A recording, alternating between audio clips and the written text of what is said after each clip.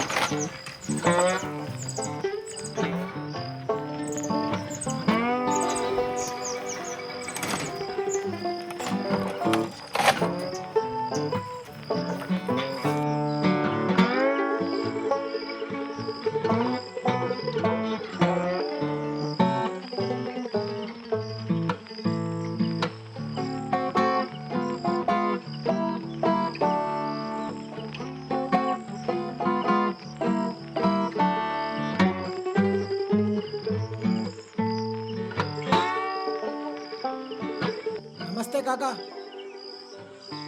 పొద్దుగాల నమస్తే ఫెయిల్ అయితే ఎంత బాధ అనిపిస్తుందో తెలుసా? చాలా బాధ అనిపిస్తుంది. ఒక లవర్ బ్రేకప్ చెప్పినా అంత బాధ అనిపించదు, కానీ నమస్తే ఫెయిల్ అయితే మస్తు బాధ అనిపిస్తుంది. ఎప్పుడైనా నమస్తే పెడితే సంస్కారం కొద్దీ నమస్తే పెట్టురా రండ కొడకల్లారా.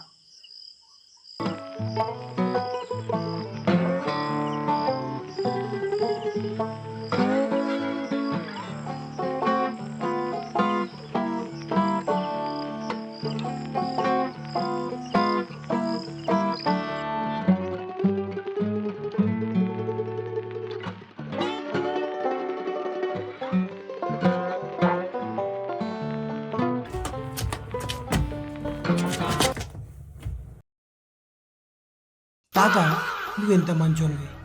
ముక్కు ముఖం తెలియని నన్ను చేరదీసి సొంత మనిషి లెక్క చూసుకున్నావు. నాకు ఇల్లు ఇచ్చినావు, సైకిల్ ఇచ్చినావు, ఈ డొక్కు టేప్ రికార్డర్ ఇచ్చినావు. ఇవన్నీ ఇచ్చిన నువ్వు ఆ 10,000 ఎందుకు అప్పు చేసినావు? అవి తీసుకపోయి ఏ ముసల్దానికి ఎట్టినావు? అవి మిత్తికి మిత్తయి నా తిత్తి తిత్తున్నాయి. తిరుపతి, తిరుపతి అనంగా నచ్చిండు. నమస్తే అన్న. నేను నమస్కారం కావాలి, నాకు నా పైసలు కావాలి. ఇత్తా అన్న, ఇత్తా. ఇస్తాను డబ్బా ఇచ్చేయలేదు, మిత్తని కలిపి 50,000 అయినాయి. ఎప్పుడు ఇస్తావు? అన్న, మా తాత నాకు అన్నం పెట్టినన్న, మా తాత మీద ఒట్టేసి చెప్తున్నా, ఒక్క రూపాయి ఇవ్వకుండా ఇత్తా అన్న. కొంచెం టైం ఇయ్యి అన్న. తిరుపతి, ప్రతిసారి ఇదే చెప్తున్నావు తిరుపతి. ఇది ఒక్కసారి ఇడిచి పెడుతున్నా, ఇంకోసారి ఇడిచి పెట్టలేదు.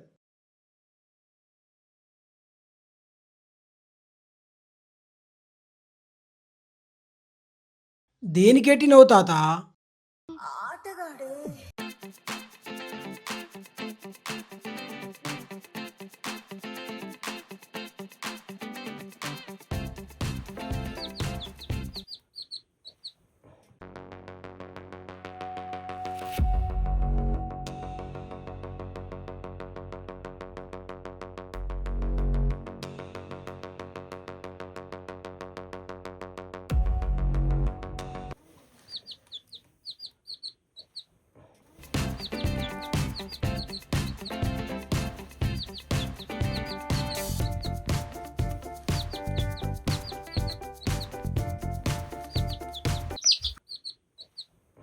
ఏ నీ అవ్వ భయపడ్డా కదలే.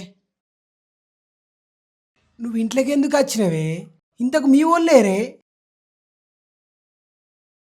మా అమ్మ లెక్క మీ అమ్మ కూడా ఇడిచిపెట్టి పీకినా? చల్ నువ్వు ఏడికెళ్ళి వచ్చిన వాడికే మీకు.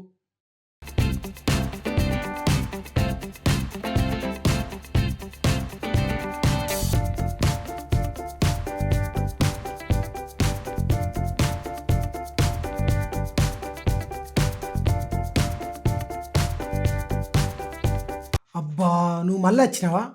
నీ బాధ ఏందో చెప్పు. అసలు నా వెనకెందుకు వాడుతున్నావు? నీకు ఇట్లా కాదు, ఆగు. అసలు నువ్వెవరు? నా వెనకెందుకు వాడుతున్నావు?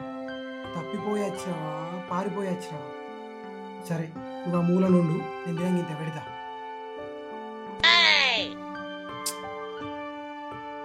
చూడు గింత అంత ఉన్నావు, తొక్కిననుకో పేలికలు బయట పడతాయి. కొంచెం దూరం ఉండు. ఇంట్లో ఏం సామాన్లు లేవు. ఏం కూర వండాలి ఇవాళ? అరే నన్ను గుర్తుపోయిందిరా, నన్ను అడతావేంది? మరీ చిన్నగా ఉంది. దేవుడా బతికిచ్చినావు.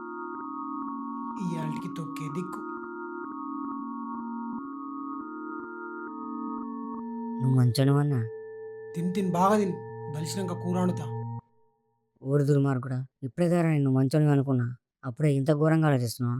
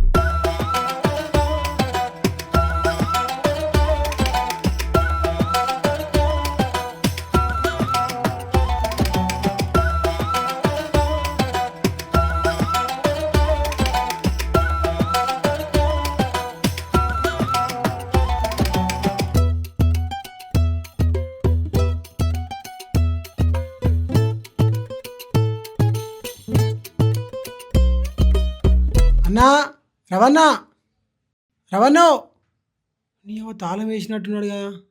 అగో నమస్తే తిరుపతి. అన్న తాళం వేసిరేందే? ఏకి బయటకు ఏమన్నా వేసినంటి? అబ్బా కరెక్ట్ టైంకి వచ్చినావు తిరుపతి. పొద్దుల నుంచి నా పిల్లని చావ కొడుతుంది, కట్టెలే అని కొద్దిగా గడి. అన్న కొద్దిగా ఈ స్టాండ్ పట్టే. ఈ సైకిల్ మనవాడు ఆగుతలేదే.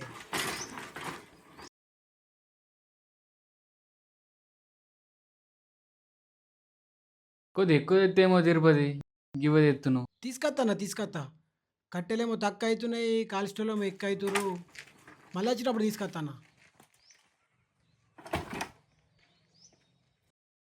అన్న ఇంతకే అప్పాలు ఎత్తుంది వదినే.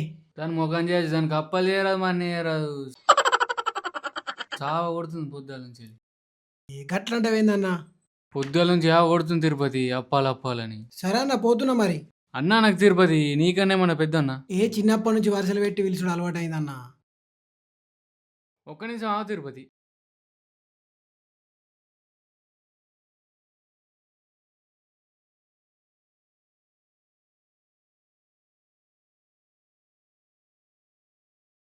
ఎందుకన్నా అద్దన్నా? ప్రతిసారి వట్టి ఇచ్చిపోతా అంటే నడుతా తిరుపతి, నీ పూట ఎట్లా కడితే చెప్పు. సరే అన్న పోతున్నా మరి. ఇంకో విషయం తిరుపతి, వచ్చే నెల మా బాబాయ్ ఇంటికాడ పండుగ ఉంది, ఓ బండి కట్టెలైతే. అయితే అన్న సరే మరి నేను మాట్లాడి చెప్తా, వచ్చి పైసలు తీసుకో. సరే అన్న పోతున్నా మరి.